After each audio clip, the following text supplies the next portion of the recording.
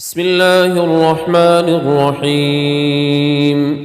والشمس وضحاها والقمر إذا تلاها والنهار إذا جلاها والليل إذا يغشاها والسماء وما بناها والأرض وما طحاها ونفس